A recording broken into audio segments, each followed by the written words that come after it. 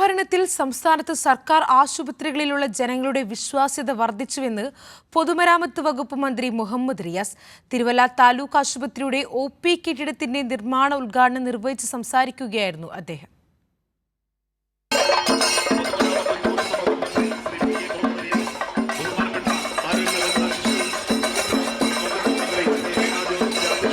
തിരുവല്ല താലൂക്ക് ആശുപത്രിയിൽ 15 കോടി രൂപയുടെ വികസന പ്രവർത്തനങ്ങൾക്കാണ് തുടക്കമായത്.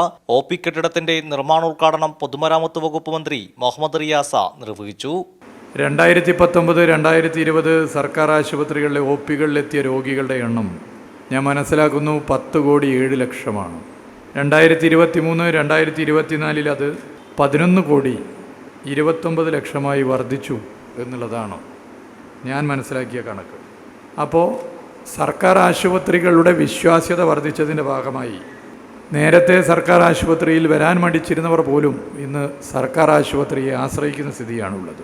ആരോഗ്യവകുപ്പ് മന്ത്രി വീണ ജോർജ് ചടങ്ങിൽ അധ്യക്ഷത വഹിച്ചു. എന്നെ സംബന്ധിച്ചിടത്തോളം ഇത് വളരെ സന്തോഷമുള്ള ഒരു സന്ദർഭമാണ്.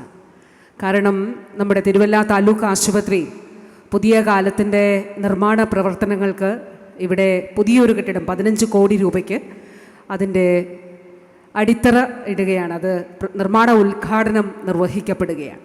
ഇവിടെ മാത്രമല്ല, നമ്മൾ തൊട്ടടുത്ത് മല്ലപ്പള്ളി താലൂക്ക് ആശുപത്രിയിൽ അവിടെ കിഫ്ബിയിലൂടെ ഒരു കെട്ടിടം നിർമ്മിക്കുന്നതിന് അതിൻ്റെ നിർമ്മാണ പ്രവർത്തനങ്ങളും ആരംഭിക്കും. അവിടെ 50 കോടി രൂപയുടെയാണ്, മല്ലപ്പള്ളിയിൽ 50 കോടി രൂപയുടെ വികസന പ്രവർത്തനമാണ്, പുതിയ കെട്ടിടമാണ് നിർമ്മിക്കുന്നത്. Thiruvalla MLA. Mathew T Thomas, തദ്ദേശ സ്വയംഭരണ സ്ഥാപനങ്ങളിലെ ജനപ്രതിനിധികളും വിവിധ രാഷ്ട്രീയ പാർട്ടികളുടെ പ്രതിനിധികളും പങ്കെടുത്തു. കൈരളി ന്യൂസ്, പത്തനംതിട്ട.